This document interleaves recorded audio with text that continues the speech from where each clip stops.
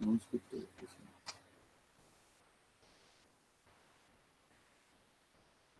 Ok.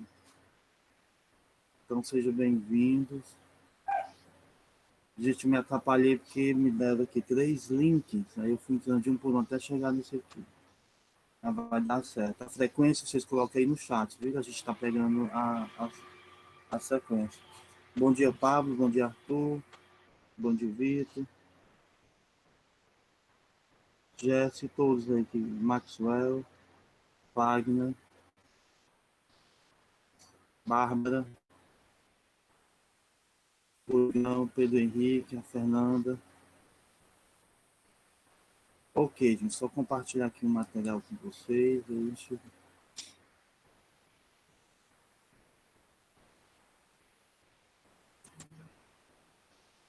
Cadê eu?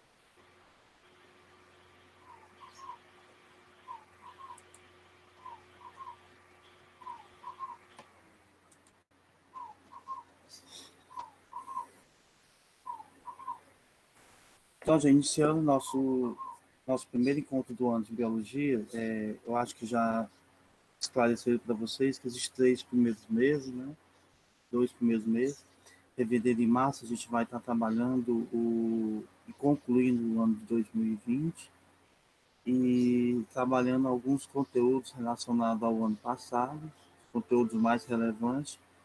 E eu selecionei, no caso aqui, uns conteúdos que nós iremos trabalhar também para o Enem, né, o Enem do próximo ano, e conteúdos que, de certa forma, muitos de vocês, consequentemente, viram ou sentiram dificuldade. Isso aí, ao longo do curso, eu queria que vocês pudessem pontuar para a gente. Hoje a gente vai ver a parte da introdução da biologia, qual a importância da biologia lá para o segundo ano, qual foram os pontos principais, qual a importância da classificação dos seres vivos, e aí a aplicação deles ao longo do nosso curso. E aí sim, em abril, a gente vai entrar no nosso conteúdo do terceiro ano, que é um conteúdo maravilhoso também. Eu gosto muito do segundo ano e do terceiro ano. No terceiro ano, a gente vai abordar a questão da reprodução humana, a gametogênese e a deliciosa genética, né? Que são assuntos recorrentes ao Enem. Esses assuntos também do segundo ano, também, para quem fez a prova do Enem, vai fazer a prova do Enem digital domingo, eles vão encontrar muita correlacionada à classificação dos seres vivos, que é essa proposta que eu vou colocar para vocês, né, em forma de revisão. Nesses 2 meses de revisão, vocês sabem que a gente vai fazer uma prova, né? Essa avaliação vai ser baseada nesses conteúdos que a gente começou a ver nessa primeira semana de fevereiro até a primeira semana de abril. Acho que a maioria dos professores já falaram para vocês. Então, vou lá, vou compartilhar o material aqui para vocês, gente, que é o que já tem o livro.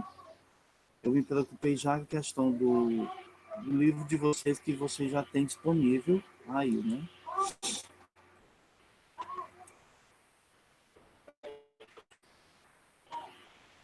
Então, é o livro que a gente vai adotar hoje, né?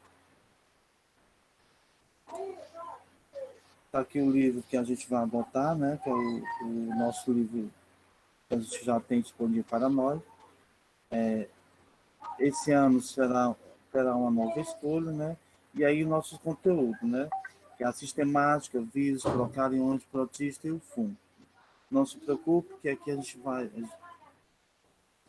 detalhar e explicar para vocês. Né? Nesse primeiro momento, a biologia, o que é a biologia, gente? A biologia é a ciência que estuda todos os fenômenos relacionados à vida, né?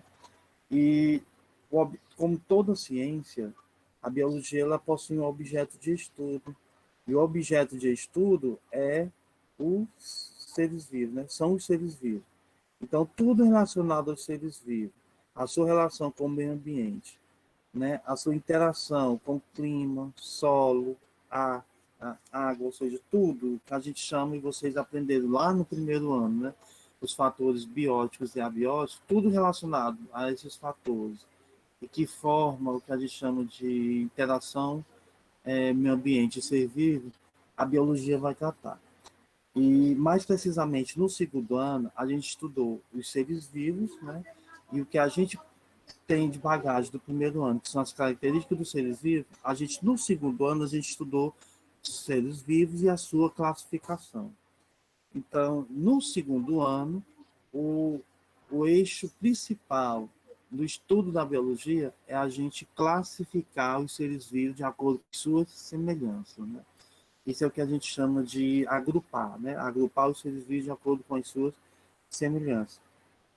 É o que a gente chama também de ordem. E nessa ordenação, nessa classificação, a gente tem um nome, né? Que é a sistemática. O nome já diz, sistemática, sistema, né?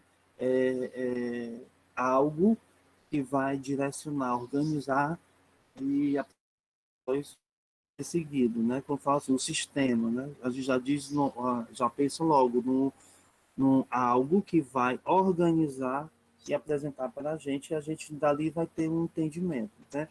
Por exemplo, o sistema, qual a função do sistema? A nossa vida. Aí a gente desempenha determinada atividade.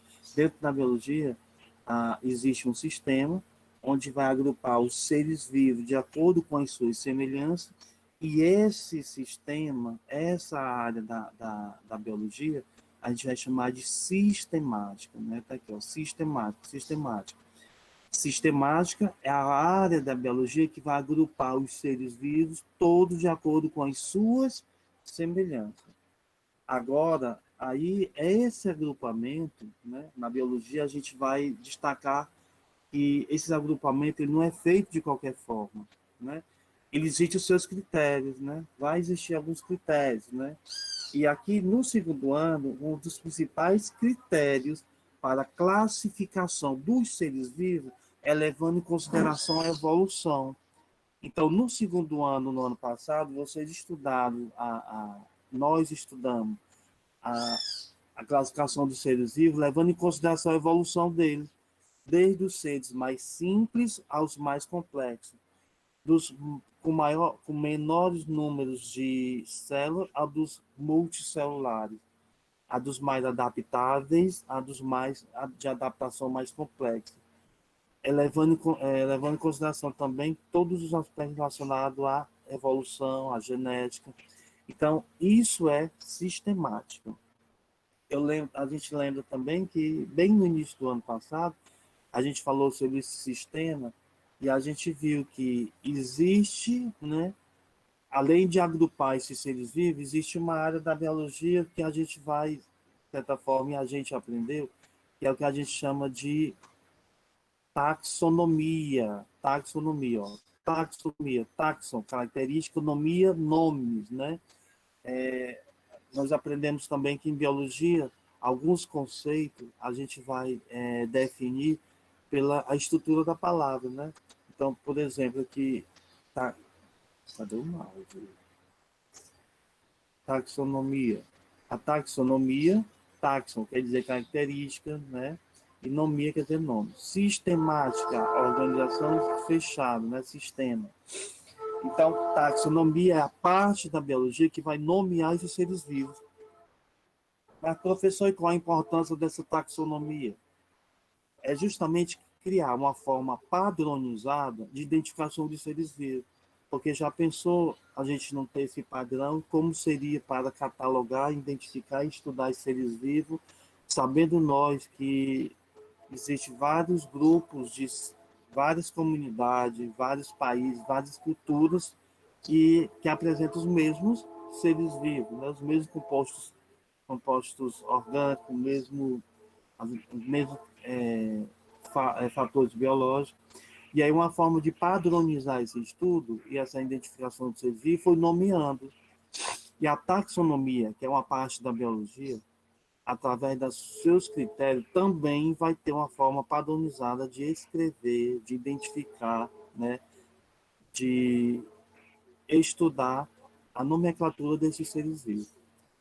A exemplo, tá? Eu gosto muito de citar esse exemplo, gente, no próprio Brasil, por exemplo. Existem alguns animais que no Nordeste a gente chama de um nome, lá no Sul chama de outro. Frutos, né, vegetais, né? Então, por exemplo, alguns confundem escorpião com lacraia em um lugar. Por quê? Porque em alguns lugares chamam escorpião de lacraia. Por exemplo, alguns chamam de açaí, jussara, jussara, açaí, né, o fruto. Então, mas na taxonomia, ela vem para, de certa forma, padronizar esse, esses nomes, né, na identificação de seres vivos. Então, é muito importante. É por isso que todo nome científico, todo taxon, ou seja, todo ser vivo, ele é escrito de forma padronizada. A gente vai ver, através dos nossos estudos, que a taxonomia, ela sempre ela direciona que a gente identifique ou escreva, né, o nome do ser vivo sempre de forma padronizada. E qual é os padrões, né, principais? É a língua, o idioma utilizado é o latim, a palavra, o termo é binominal, que é isso, professor? Sempre vai ser escrito por duas palavras, onde a primeira palavra corresponde ao gênero desse ser vivo e a segunda palavra vai, de certa forma, especificar esse ser vivo, que a gente chama de epíteto específico, né? E essas palavras que nomeiam os seres vivos, sempre elas virão em destaque nos textos e na reportagem. A exemplo, Aedes aegypti, Homo sapiens, né? E assim vai. Então, dentro dessa conjuntura, a gente vai estudar, né? A gente vai fazer atividade, né? A gente vai rever algumas definições, alguns exemplos em taxonomia e sistemática, que são o que a gente chama de sistemas artificiais e sistemas naturais. São os sistemas utilizados para a classificação e agrupamento desses seres vivos, né? E levando em consideração o aspecto evolutivo.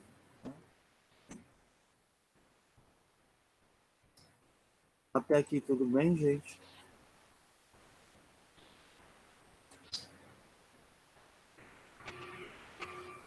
A frequência no chat, viu? Sim, professor. Oi. Tudo ok, né? O áudio tá bacana, tá pronto para ver direitinho, né, Vitor? Bárbara, Laís. Último áudio. Então vamos lá. Professor, você vai disponibilizar esses slides? Sim, eu vou botar no Google Classroom, viu, gente? Na turma. Tá bom. Aí eu coloco sempre no finalzinho. Que aí eu vou colocar até a parte que a gente finalizar hoje. Né?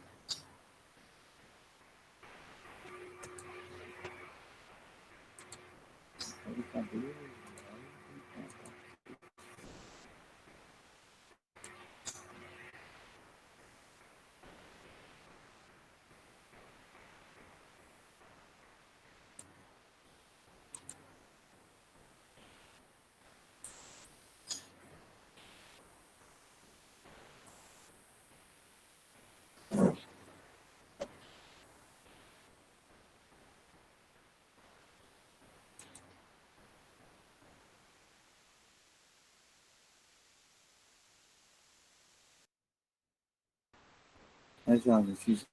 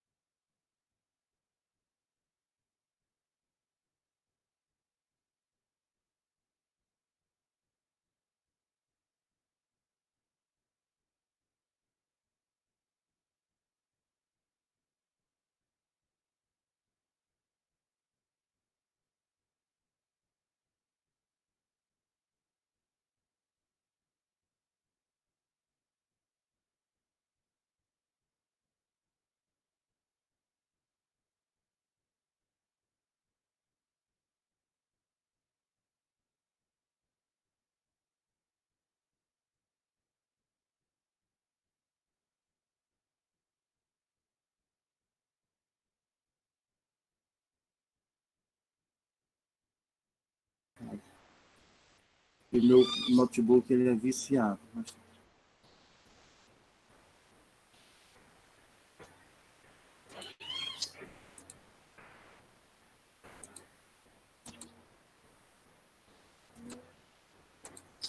Então vamos lá, gente, cai de novo.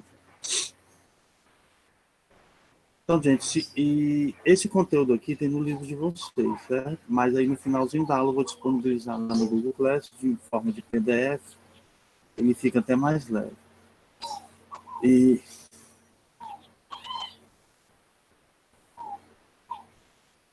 pegar aqui.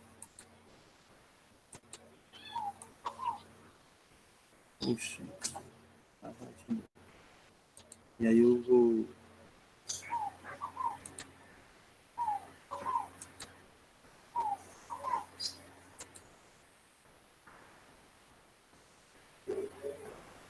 Estão visualizando aí, gente, o slide? Sim. Pronto.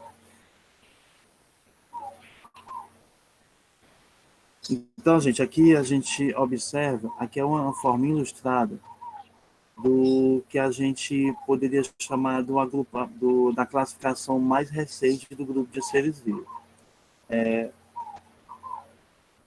A gente leva em consideração, né, sempre partir de um ponto principal, né, que é o ancestral comum, né, de onde parte a origem da vida, lá na teoria, né, que você estudar no primeiro ano, e a gente relembrou aqui no segundo ano, e com certeza a gente vai falar e revisar aqui no terceiro. E nós temos aqui os grupos dos seres vivos, né? Que a gente tem o grupo das bactérias, das arqueias, né? Plantas, fungos, animais, que é o que vai, de certa forma, formar o que a gente chama de biosfera, né? Que é o grupo dos seres vivos, que são objeto de estudo da biologia. Então, a biologia do segundo ano, né? Que é essa biologia que a gente está revendo aqui no terceiro ano, ela vai estudar todo esse agrupamento aqui, né? Que é o que a gente chama de grupo de seres vivos, né? A biosfera. E levando em consideração o aspecto evolutivo, a gente pode observar que os seres mais simples, né? E ao longo da sua evolução, e vai aumentando a sua complexidade orgânica, biológica e fisiológica, e isso se diz respeito também à sua estrutura e fisiologia adaptativa, ou seja, a capacidade de se adaptar ao meio ambiente e se interagir com ele. Isso, quando a gente fala de seres vivos complexos e seres vivos inferiores, isso não quer dizer, por exemplo, que as bactérias são, ou a gente considerar que são seres inferiores nos aspectos evolutivos, mas isso não quer dizer que elas não são adaptáveis. Isso não quer dizer que elas são seres, de certa forma, insignificantes. Pelo contrário, a gente reconhece e a gente já viu que existe bactérias super importantes, né, para a vida do homem, a vida no planeta e a biosfera, né, e a biodiversidade da vida, né, e a biodiversidade no planeta Terra, por exemplo. Então, no caso aqui, nós vamos estudar a sistemática dos seres vivos, levando em consideração esses aspectos evolutivos. Dos seres mais simples, no que se diz respeito ao grau de complexidade, né, e adaptação. Aí, como a gente começa aqui nos reinos mais simples, a gente vai chamar do reino dos procariontes, né, já a gente vai ver o que são esses procariontes. E a gente existe duas classificações que a gente vê bastante nos estudos de biologia, que é a classificação dos 5 reinos, mas vocês sabem também que a gente tem a classificação em 3 domínios, né? É a mais recente, porém, que a gente menos vê com frequência nas aplicações e no nosso dia a dia, mas é a mais recente, né? Que é a classificação dos seres vivos em 3 domínios. Quais são esses domínios, professor? Nós temos o domínio Arqueas, né? Nós temos o domínio Bacteria e nós temos o domínio Eucária, né? Que são o grupo dos eucariontes, né? Então, a gente fala desse povo, né? Desses indivíduos. além da classificação dos 5N que a gente já conhece, né? Reino Monera, Protista, Fungi, Plantae e Animalia, né? Então vamos lá. Noções. Detalhe, gente. Mas antes de chegar aqui, eu queria mostrar para vocês.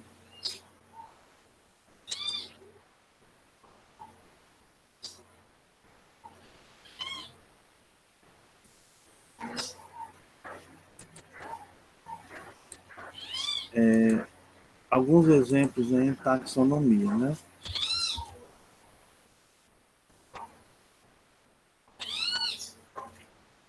Pegar aqui, taxonomia.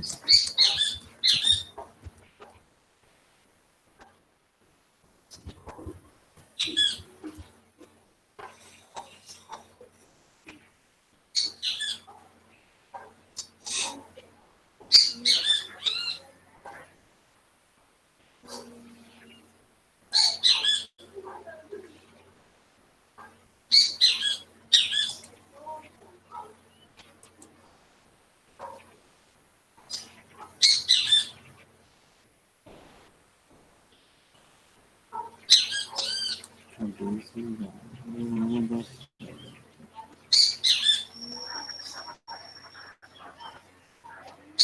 Eita, internet, ajuda.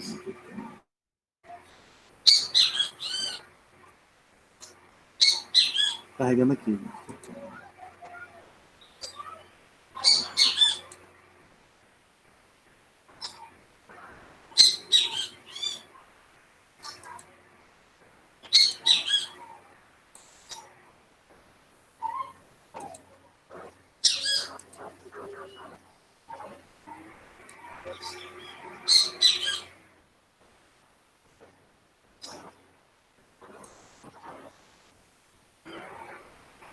Tá aí, gente.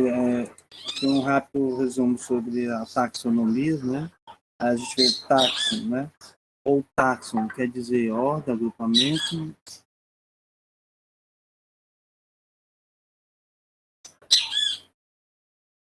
Ok. E aí nós temos, dentro da taxonomia, a gente estuda o que a gente chama de sistemática ou classificação biológica dos seres vivos, né? Que é a parte da biologia que vai estudar a grande diversidade dos seres vivos, e a taxonomia dentro desse sistema, né? Dentro dessa classificação, desse agrupamento de seres vivos, a taxonomia ela vai padronizar essa forma da gente identificar os seres vivos, ou seja, ela vai padronizar a identificação dos seres vivos, né? Vai nomear e classificar os seres vivos de acordo com o grau de parentesco, né? A taxonomia. Então, ela vai, qual a função da nomeação, da nomenclatura? É a gente identificar.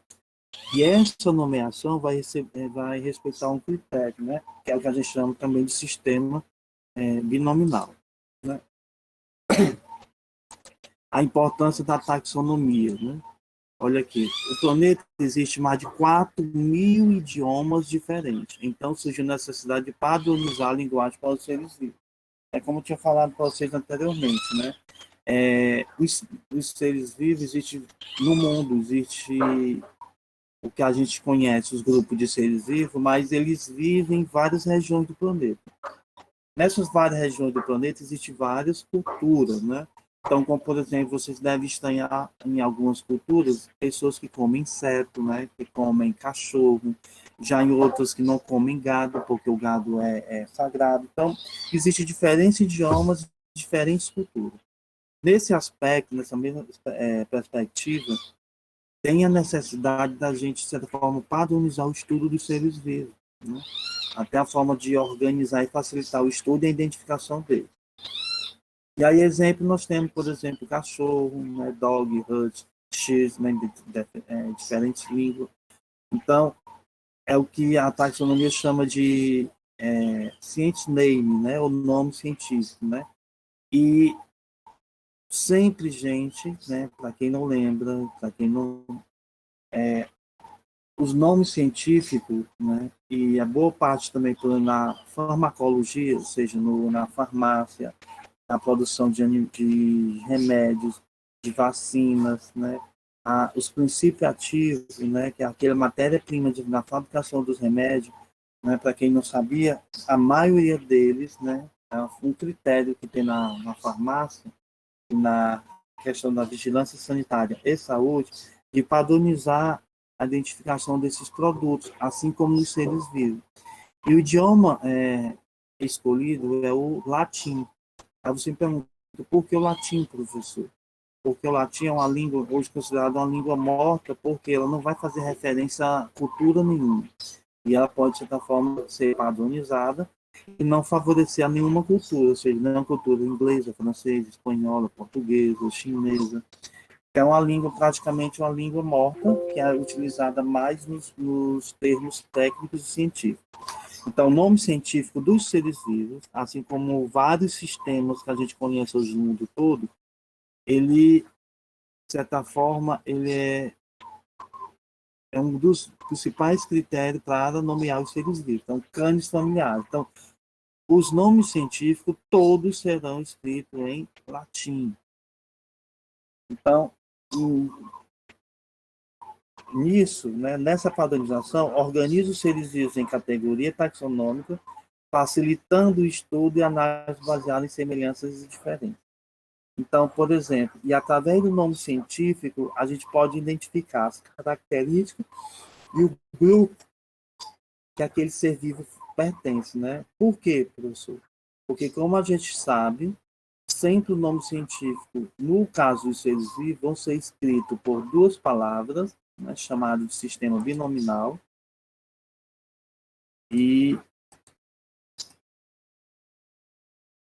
deixa eu ver aqui. Sistema binominal, não, aqui não fala, não fala. Vou voltar aqui para vocês. O sistema binominal, agora o slide não volta, e sempre por duas palavras. O botão que não está conseguindo voltar.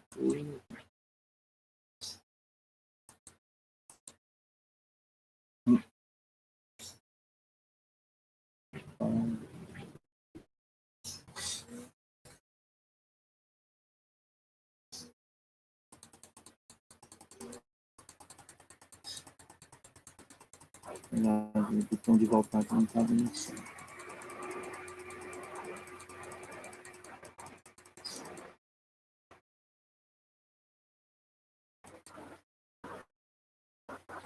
Por exemplo, toda vez que a gente for especificar ou escrever ou mencionar o nome de um nome científico ou de um ser vivo, a gente vai ter que deixar de forma destacada, né, ou itálico, ou em negrito, ou sublinhado, aquele nome, né, aquele nome científico, né, onde sempre a primeira palavra é especificar o gênero e a segunda palavra, né, o epíteto específico.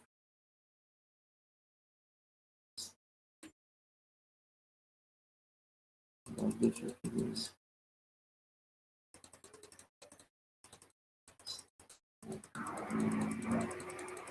Já.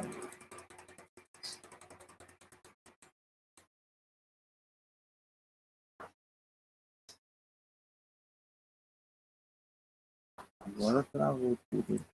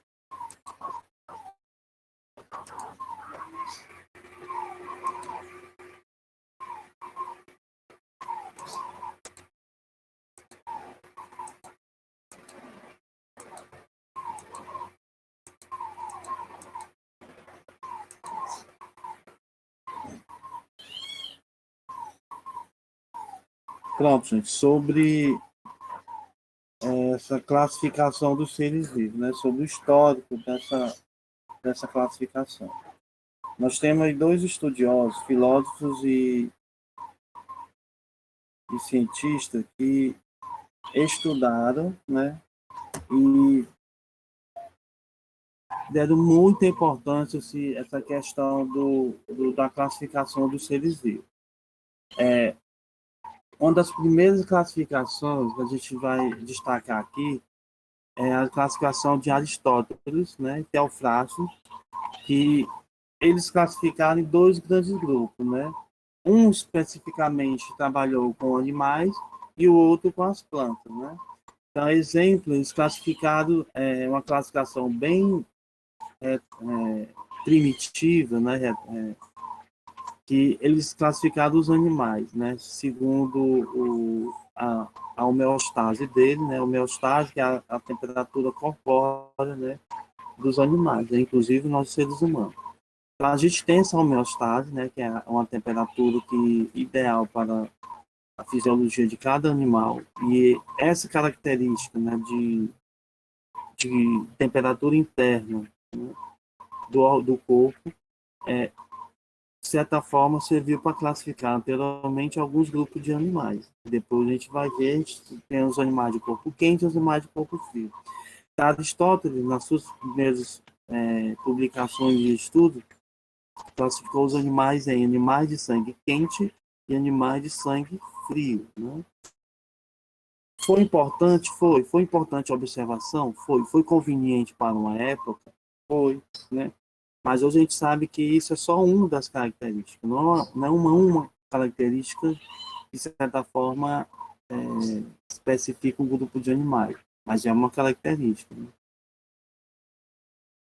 Exemplo, nós temos aqui animais de corpo quente, nós temos répteis, né? De animais de sangue frio, os peixes.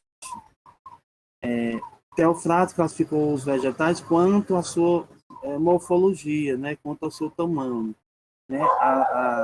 As pteridófitas, que a gente conhece hoje como pteridófitas, e briófitas, ele chamou de gramíneas, né? Aqui ele chamou de plantas de pequeno porte, ele chamou de arbustos. Plantas de caule inferior ou, de certa forma, pequena, ele chamou de ervas. E plantas de grande porte, ele chamou de árvores, né? Sabendo nós que hoje, na classificação atual, isso aqui só são exemplos, né? Mas que, de certa forma, não determinam a classificação das plantas, né? Então, isso é o que a gente chamou também de classificação artificial, né? E aqui a gente despreza os fatores evolutivos. É mais aquilo que é observável, né? Ou aquilo que é notório, né? Mas, de certa forma, concreto e não baseado em critérios, por exemplo, de evolução, né? Fisiologia, biologia, ecologia. Então, aqui desprezando todos os outros aspectos, aqui é o que a gente chama de classificação artificial. O que ela predomina, professor, quando a gente fala na classificação artificial? É aquela classificação, gente, que é que a gente observa de primeira mão, né? E nem sempre ela é uma classificação ou observação decisiva, né? Então, ambas são classificações artificiais, pois não se baseiam em relações de parentesco ou evolução. Né? Então, foi uma classificação bem primitiva, como eu disse no início. Né?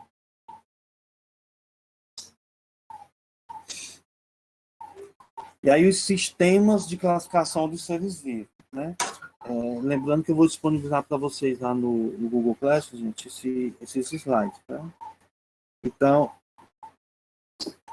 sistema de classificação dos seres vivos, nós temos o Linnaeus, né, que classificou no século XVIII os seres vivos em dois grandes grupos, né, reino animal e reino vegetal. O que não era vegetal era animal e, evidentemente, o que não era animal era vegetal. E a gente sabe que não é bem assim. Mas por algum tempo, essa classificação ela foi, de certa forma, dada sua credibilidade. Porque a gente vai ver, quando a gente vai estudando as teorias, é que sempre uma teoria não veio para desmentir a outra, mas veio para, de certa forma, dar um maior embasamento científico, né, aos seus estudos. Por quê, gente? Porque tem teorias, a gente não pode dizer que aquela teoria ela é mentirosa ou ela não funcionou, porque as teorias são convenientes aos estudos daquela época, aos recursos disponibilizados para aquela época. Então, naquela época, algumas teorias, algumas classificações foram aceitas. E é por isso que a gente estuda hoje, porque a gente podia, de certa forma, desprezar, né? Menosprezar e dizer, não, a gente só estuda teorias que valem hoje, né? Então, as teorias que nós temos hoje é conveniente hoje porque elas dizem respeito aos recursos tecnológicos e científicos que a gente tem hoje, né? Naquela época, foi conveniente aquela época. Então, essas teorias, a gente costuma dizer que são teorias convencionais, né? Que elas, de certa forma, representam aquela época. Então, o sistema de Linnaeus, né? Até lá no início, no final do século XVIII, né, era classificado, os seres vivos era classificado em dois grandes grupos, reino animal e reino vegetal. Já na década de finalzinho da década de 60 para 70, né, já no século XX, né, o Robert Ritter classificou o que a gente conhece hoje como os agrupamento em 5 reinos, né? Então já é uma classificação mais, evidentemente, mais evoluída, mais aceita, porque ela necessitou de uma observação maior, de um estudo maior, devido já ao avanço tecnológico e científico, né? Então, o Robert Reiter, classificação de Reiter, classificou em 5 grandes reinos. E, levando em consideração a evolução dos seres vivos, os seres vivos estão classificados em reino monera, protista, fungi, plantar e animalia. Observe que é escrito em latim, né, que é a forma padronizada, né, de nomear tanto a classificação como a identificação desses agrupamentos de seres vivos. Quem eram os indivíduos que formariam o grupo do reino monera? Todos os seres vivos, né, chamados de procariontes. E vocês lembram, quando você estudava citologia, que é a composição química da célula, lá no primeiro ano, quando a gente estudou lá as principais características dos seres vivos, a gente viu que existem os dois grupos de seres vivos, né? Levando em consideração a sua citologia. Nós temos os seres vivos procarionte e eucarionte. Pró quer dizer antes, carioto quer dizer carioteca. O que é carioteca, professor? É uma membrana que envolve o núcleo e essa membrana vai ser responsável pela delimitação, ou seja, a organização do núcleo dentro da célula. Então, esses indivíduos que não têm a carioteca vão ser chamados de procarionte. Cuidado, gente. Existem algumas pegadinhas nos concursos de vestibulares do Enem que há muito tempo, ou seja, cerca de 5 anos atrás, afirmava-se que os procariontes são aqueles seres vivos que não apresentam núcleo. Está errado. O que eles não apresentam é um núcleo organizado. Os procariontes apresentam núcleo disperso, ou seja, espalhado no citoplasma. Geralmente, quando a gente coloca uma célula de uma bactéria, de uma cianobactéria no microscópio, a gente não consegue identificar o núcleo porque ele está espalhado no citoplasma da célula. Daí o termo chamado de procariontes, né? Pro, antes da carioteca, ele não tem carioteca.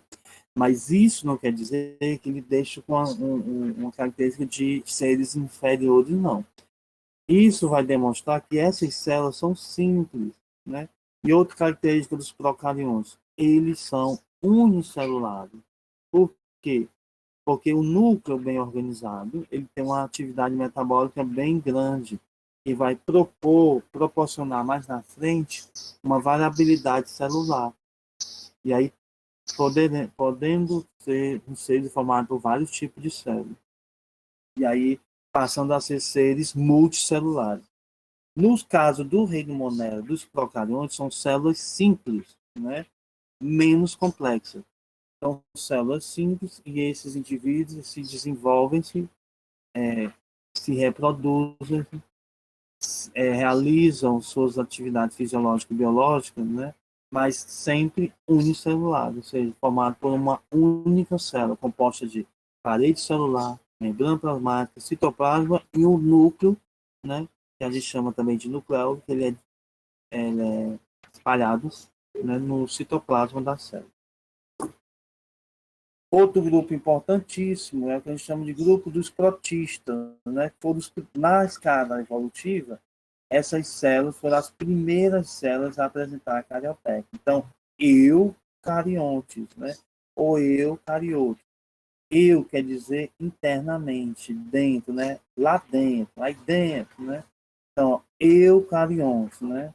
Que são seres que vão apresentar a carioteca. Ah, professor, então a partir daqui todos os seres vivos são eucariontes? Sim. Olha aí como é fácil para a gente aprender. Do grupo dos seres vivos, o único reino que será procarionte é o reino Monera, que é o grupo das bactérias das arqueias, né?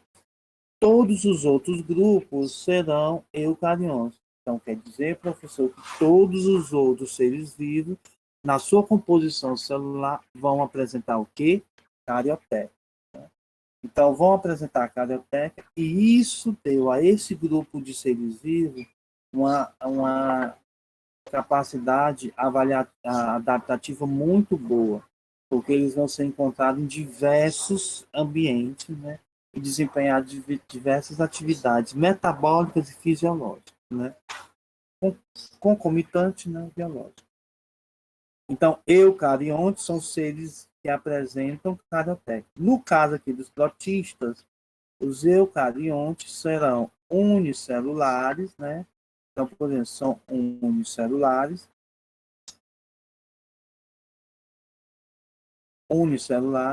e esse grupo eles vão ser representados pelas protozoários.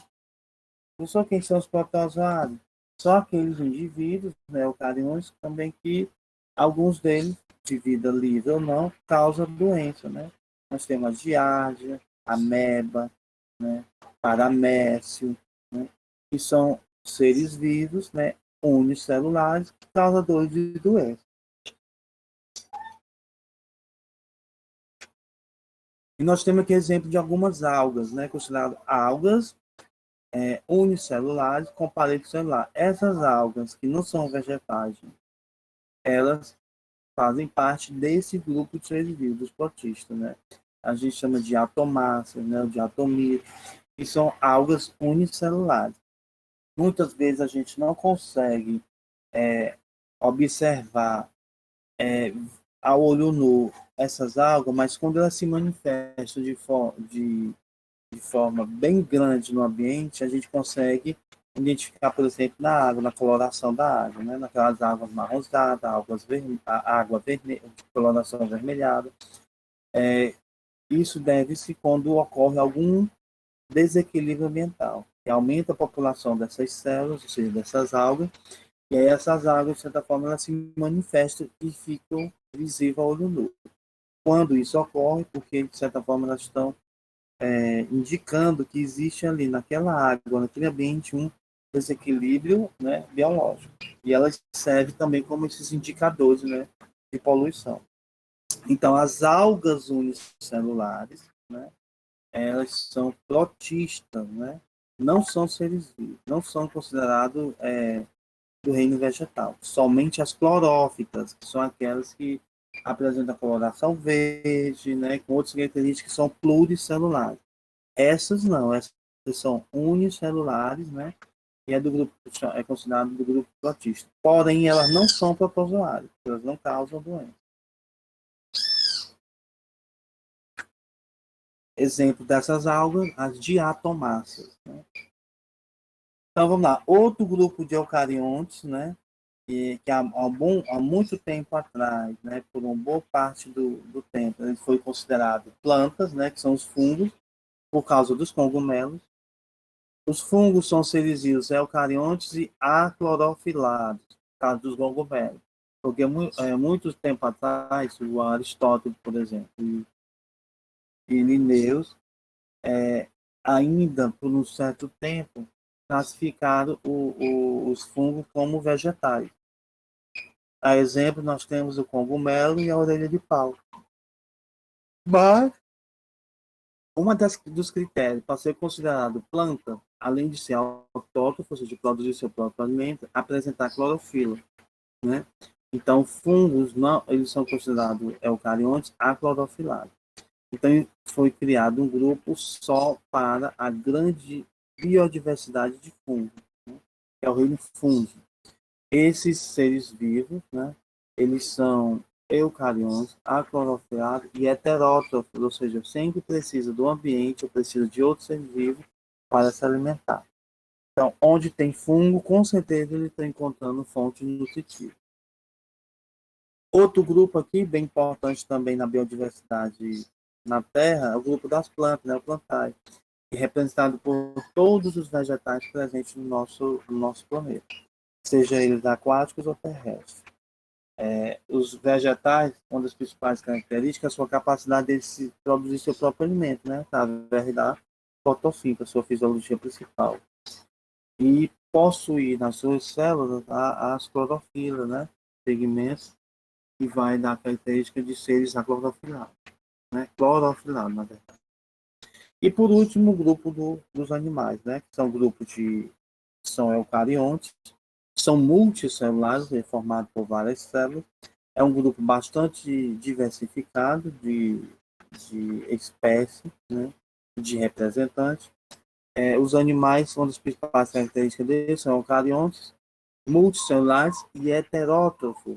Os animais sempre vão precisar de outro ser vivo para alimentar, seja ele animais, vegetais, fungos, né, e outros. Até aqui tudo bem, galera? Vocês ainda estão aí? Não esqueçam da frequência no chat, viu, gente? A escola está sendo muito rigorosa na questão dessa frequência. Por quê? Essa frequência ela vai funcionar também como avaliação desses meses durante o ano também. A qualquer momento, gente, vocês podem estar perguntando, viu? Existe alguma pergunta no chat aí? Que a gente viu? Não. E a frequência já apareceu?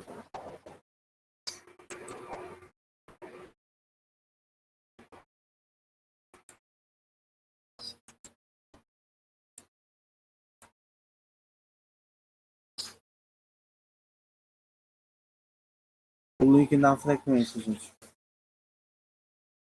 Só o moderador pode colocar aí, porque eu não.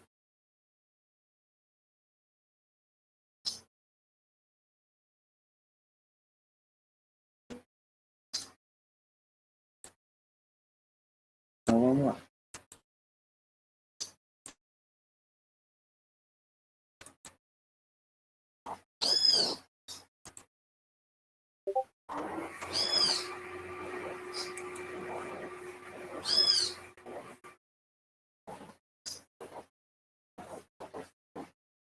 Gente, outra e mais recente forma de agrupar os seres vivos que ficou chamado de agrupamento por domínio, né? Então, também facilitou muito. Porque, gente, é a forma de agrupar os seres vivos, né? Através de 3 grandes grupos, né? Então, o que era 5 passou a ser 5 grupos, né? Que é o que a gente chama de classificação por domínio, né? Por domínio. A pessoa quer dizer que pegou, colocaram todos os grupos ser vivos, né? E seus diferentes critérios, diferentes características nesse domínio, correto? Né? Essa classificação, né, analisa principalmente os aspectos evolutivo e adaptativo e a composição das células. Então, nós temos aí, por exemplo, 3 domínios. Nós temos também o domínio árquea, né? Árquea, bacteria e eucária. Observe aí sem acento, né? Que é uma linguagem, a língua latim, não há acento, né? E uma forma de padronizar, como vocês sabem, na taxonomia. Então, a árquea corresponde aos seres procariões, mas que ele tem uma característica bem específica. O grupo árquea vai ser os procariontes que vivem em ambientes de situações extremas, onde não encontra-se nenhum tipo de ser vivo a não ser eles, né? Então, foi encontrado vários em ambientes considerados insalubres, obsoletos, ambientes que jamais encontrou um outro ser vivo a não ser esses procariontes, né? Então, são procariotos, né? A exemplo, nós temos as árqueas, que são procariontes, né? Que vivem em ambientes, né? Em situações extremas na condição de sobrevivência. Não foi encontrado bactérias nesse ambiente. Então, por isso, acharam interessante, né? O microbiologista Carl Rogers, né? E sua equipe, de estudar de forma isolada esse grupo e criar um domínio só para eles, né? Então, existe esse domínio. Aí, existe um domínio só para as bactérias, né? Então, um grande domínio aqui, também procariontes, né? Procariotos, né? Que é o grupo da bactéria, onde, né? Agrupou toda a biodiversidade bacteriana, né? Todos os tipos de bactérias, levando em consideração a sua composição, a sua citologia, a sua morfologia, né? A sua capacidade de adaptação ao ambiente, colocar um grupo só para bactérias. Pronto, gente. Então, tem dois grupos de procariontes, então todos os outros seres vivos, né? Eucariontes vão estar no domínio eucária, né? Então, ficou mais fácil para, de certa forma, estudar e identificar os seres vivos, levando em consideração os 3 domínios. Então, a classificação em reinos são 5 reinos e a classificação em domínios são 3. É a árquea, bacteria e eucária, né? Inclusive, essa classificação é a mais recente. E aqui nós temos aqui os 5 reinos. Reino Monera, que é todos os procariontes, que aqui engloba os 2 domínios, a árquea e bacteria. E nós temos, a partir de protista, fungos, plantários, todos são eucariontes. Então, protista, eucariontes unicelulares, né? São os protozoários, que não apresentam parede celular, e as algas vivas com parede celular. Nós temos o reino fúngico, que é os eucariontes aglomerados, plantas, vegetais e animais, né? Aqui já está bem claro. Aí aqui que eu falei para vocês, né? As árqueas são organismos procariontes que frequentemente são encontrados em ambientes cujas condições são bastante extremas. Por exemplo, você pode citar um exemplo de uma situação, ambiente de situações extremas, por exemplo, magma, né? Foi encontrado no magma, né? Ou seja, naquela parte mais quente do núcleo da Terra, né? Encontrado esse tipo de indivíduo, né? De organismos, desses procariontes. No Mar Morto, né? No Mar Morto também foi encontrado árquea, né? No Mar Morto, para quem lembra, para quem não lembra, ele é assim chamado porque não existe registro de nenhum grupo de ser vivo a não ser as árqueas, esses grupos de procariontes, né? Bem simples, unicelulares, né? Nessa água. Fora isso, não existe bactéria, não existe fungos, não existe algas, não existe peixes, né? Nesse mar. Inclusive, quem tiver a oportunidade um dia de conhecer esse lugar e mergulhar, você vai ver que a gente não afunda pela grande quantidade de sal que deixa o mar hiper mega concentrado. E aí faz com que a nossa densidade fique menor e a densidade da água maior. Então, os corpos, principalmente os corpos nós, né, seres humanos e alguns animais, não afundam, né, devido à grande quantidade de sal. Daí o nome de Mar Morto. beber jamais a água dessa, né? Então, as arcas, elas já foram agrupadas nesse domínio por ela ter essa característica bem específica, né? Elas são encontradas em bastante condições extremistas, né? Extremáticas, né? Sendo por isso muitas vezes considerado como sendo ancestrais da bactéria. No entanto, hoje em dia considera-se arca como um grupo intermediário entre os procarióticos e eucarióticos, né? Por quê, professor? Pela capacidade adaptativa desses ambientes extremos, né? Bacterias, né? O domínio bacteria corresponde ao grupo dos bactérias, que eu falei para você, corresponde ao enorme grupo de procariontes, né? Que é onde vai agrupar os diferentes tipos de bactérias, né? Essas bactérias podem ser patogênicas, ou seja, o que é patogênico? Quando provoca doença ao homem, e essas bactérias encontradas nas águas, no solo, no ambiente geral. Então, todos os ambientes da Terra onde há vida a ser viva, a gente vai encontrar bactérias, né? Em toda a superfície, com exceção daquelas regiões onde a gente encontra as arcas, né? Que são do domínio árqueo, né? Que se chama antigamente de eubactéria, que são encontradas em ambientes de extremos, né? Condições extremas, na verdade. Há um detalhe: as arqueobactérias, né? Elas são encontradas tanto em ambiente de situações extremas, como também ela pode ser encontrada, né, mas de forma rara, em ambientes considerados condições normais, né? Então, não é comum você encontrar uma árquea no solo normal, por exemplo, mas você pode encontrar sim. Por quê? Devido à sua capacidade celular de se adaptar a qualquer ambiente. Então, o grupo da bactéria é o mais fácil, né? Que corresponde ao grupo enorme, né?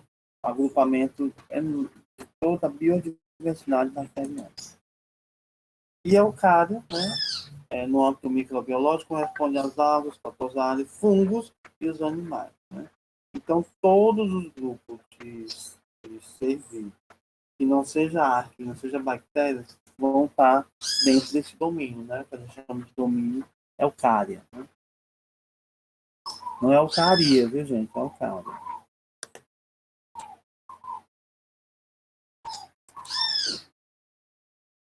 E aí o que a gente falou sobre a questão da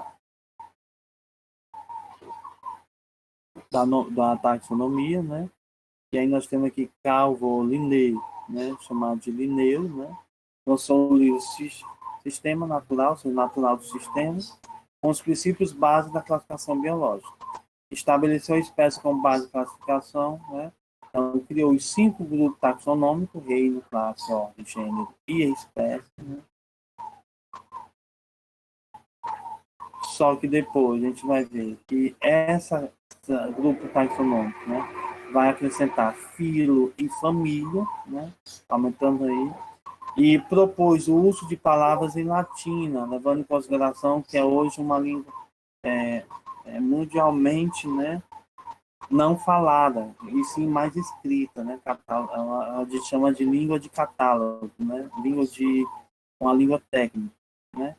E aí sim, nessa taxonomia ele estabeleceu o que a gente chama de nomenclatura binominal, né, que é a escrita das espécies por duas palavras, né. E ler também. Aí nós temos aqui vários exemplos, né. Olha aqui, ó.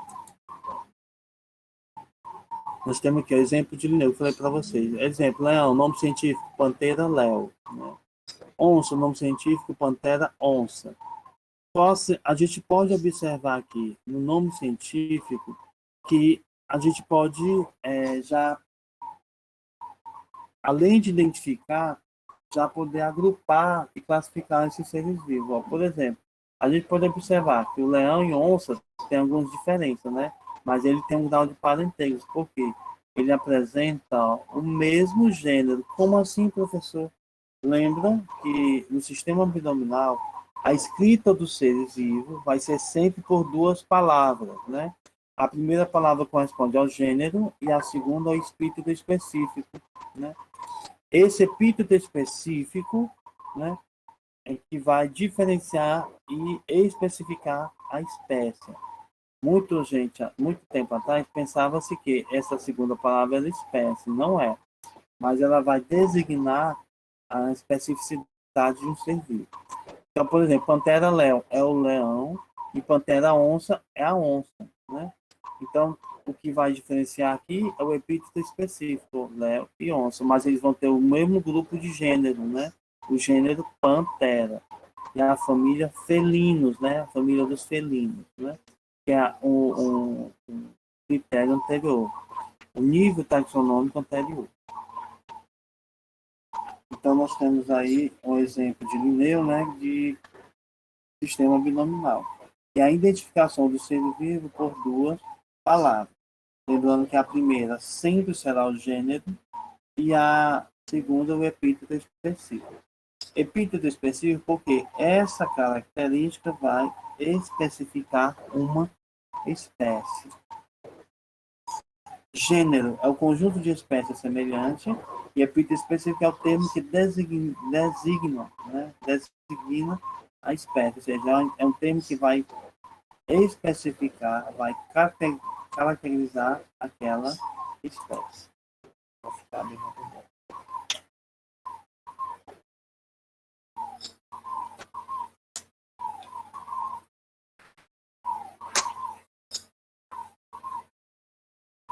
Olha aqui, ó. Aí das espécies ao gênero. Então nós temos aqui, ó, maracajá ou gato do mato. Nós temos leopardos, né? Ied, né? Vied, né? Tem aqui o nome, o epíteto específico, né? Vied e leopardos é o grupo de gênero. Então, ó, o gato do mato, né? O gato do mato pequeno e a jaguatirica, eles fazem parte do mesmo gênero, mas eles apresentam algumas características diferentes. E isso a gente é chamado de epíteto específico. Ó. Então, o gato do mato, maracajá, ele é o leopardo viede. O gato do mato pequeno é o leopardo tigrinis. E a jaguatirica, que é bem próximo da onça, a gente chama de leopardo pardalis. Outra coisa, professor, eu sou obrigado a decorar todos esses nomes científicos? Não, que nem eles, os cientistas, os microbiologistas, os biólogos, né, é, têm essa capacidade de decorar todos os nomes científicos, né? O que a gente tem que saber é que no sistema de nomenclatura e de classificação dos seres vivos, essa nomenclatura, essa nomeação do ser vivo, ela é padronizada e sempre vai ser por duas palavras. O que a gente tem que saber é que sempre que for especificar o ser vivo, esse nome ele tem que vir em destaque com duas palavras e escrito em latim, onde a primeira sempre será o gênero e a segunda o epíteto específico. Certo que tem alguns nomes, né, que a gente consegue, de certa forma, salvar, aprender e gravar. Mas a gente não é obrigado a saber todos os nomes de espécies, até porque a biodiversidade do planeta é muito grande. Enquanto nós estamos estudando aqui, vários cientistas estão catalogando novas espécies de insetos, por exemplo, que é uma das grandes variabilidades de animais que a gente encontra hoje na nossa biosfera. Como também, ainda hoje, se produz catálogos, né, e nomeia espécies de bactérias. Então, ainda é, né, humanamente impossível a gente aprender e decorar todos os nomes científicos. Tá? Então, não se preocupe. Agora, o que a gente precisa saber é que o nome científico, dentro de um texto, sempre ele tem que vir em destaque, sempre em duas palavras, porque é padrão a taxonomia, e a primeira sempre é o gênero e a segunda é epíteto específico. Aí a gente viu aí que os leões, os tigres e a onça, né, a gente observa que eles pertencem ao mesmo gênero, né? E aí a classificação geral dos seres vivos, e aí a gente visualiza na próxima aula, a gente continua, né?